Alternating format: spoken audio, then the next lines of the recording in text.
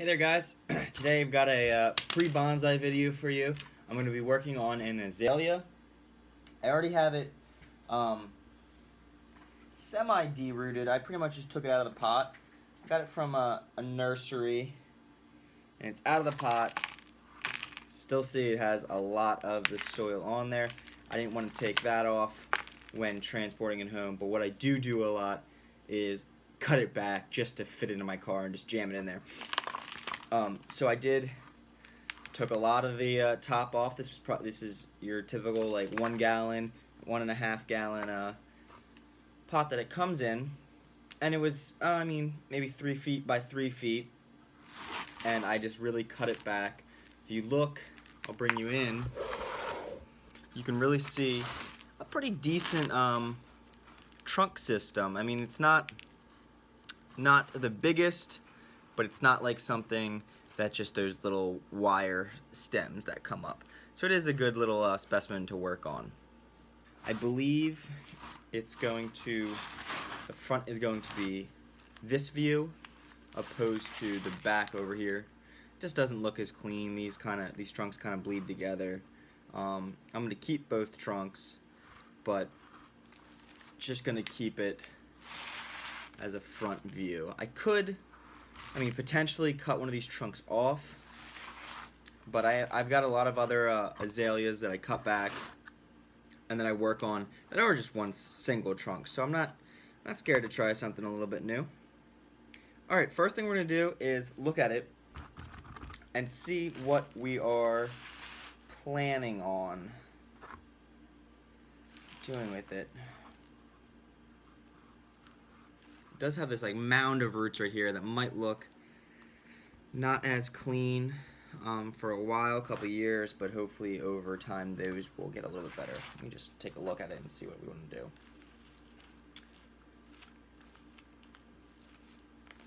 I think this is going to be a matter of just cutting it way back and going from there. There are a couple nice buds already on the trunk. Chances are those are going to die back just because of these severe cutbacks, but I'll leave them for now and see what they do. Alright, next I'm going to come in and get rid of a lot of these smaller ones right in the middle.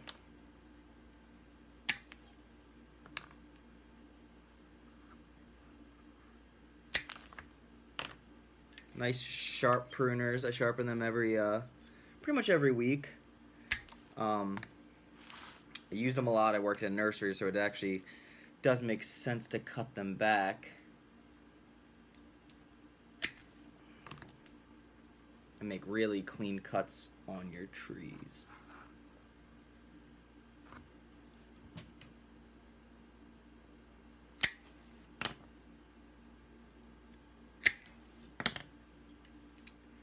Just seeing where I can go.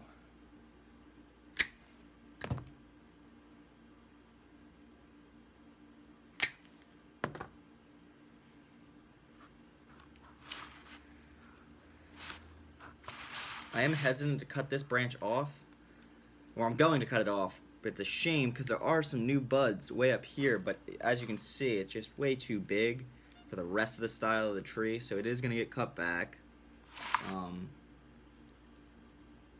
Maybe to right here. There's one more bud underneath of it, so at least we'll have that.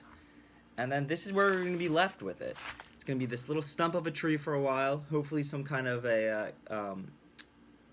the apex will maybe be over here in the future, and we'll work down to the side, which makes me want to cut this one just a little bit lower. There we go. Just so it's going from here to the right. And I'm looking at this branch. I know there's a bud right there, but I think I'm going to have to cut it down just a little bit more because it is coming up, and it's the same size as these. And if I wanted to follow the direction to the right, I think that's what I'm going to go ahead and do and cut it back even more to there. So as you can see, the apex will be over here, and it'll kind of slant to the viewer's right. that's what you're looking at, what you're left with. Actually, when I'm looking at it like this, that doesn't look like a bad front either. That kind of pokes right out of you. Maybe not. As it grows, you'll get an idea of the exact front. This is pretty much going to be putting it into a regular pot for a while and just letting it grow. So, I got the stumps down to where I want them. I'll put paste on that when I'm all said and done. But next part is taking this root ball off. It's going to go, you go way, way down. With these big root cuttings, especially azaleas, they grow back really, really well with a drastic cut. I've always found it really successful, so I'm not scared to just cut and lop all of these roots off. And that's what we're left with, this small, small root mass. And I'm going to go through here, clean this up. There's some weeds in it. It was a nursery stock plant. There's always going to be some weeds down there, so going through, really cleaning it up. Some really neat roots over on this side. Then I'm just going to cut back just a little bit.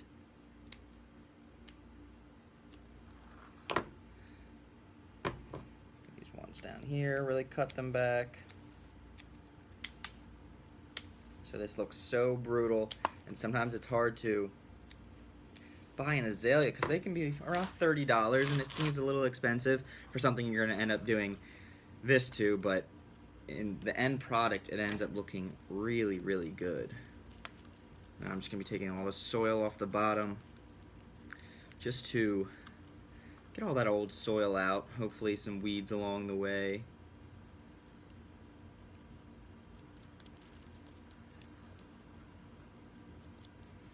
And see the flow of some of these roots in here. You get nursery plants, you can usually get some really good material. The root balls are just mayhem usually. They've just been in the same soil, or when they repot them, they don't bare root them, which is nothing bad with the nursery. That's just how you grow a nursery plant when you're going to put it into the ground. But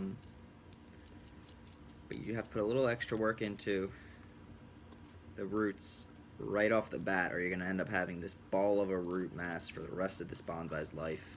Or you're going to have to do a drastic cut later on once the tree is developed to get these roots right, and then you're just going to go through the stress of, oh, this might kill the tree, because it's already gone through a big stress of the initial pruning.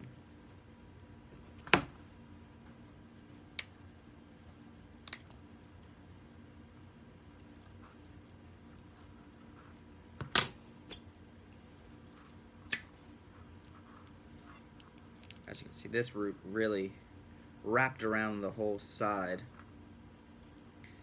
I probably could have cut up a little further, and that's what I'm going to actually do. Just cut this whole mass off and go up a little further. So get the saw out again, a little bit more of a fine-tooth saw, and just really lop a lot more of that off.